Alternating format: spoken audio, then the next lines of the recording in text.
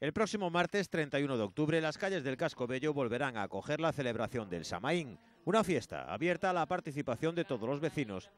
pero en la que los niños serán los protagonistas. Nesta festa a protagonista vai a ser a cabaza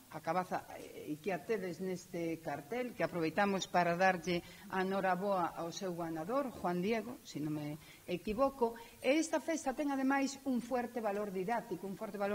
porque esta festa xa se está traballando durante todos estes días nos centros educativos da cidade. Entonces, os nenos e as nenas van a ver esa prolongación de algo que están facendo nos centros educativos, algo que se está falando na rúa e algo que se vai a celebrar.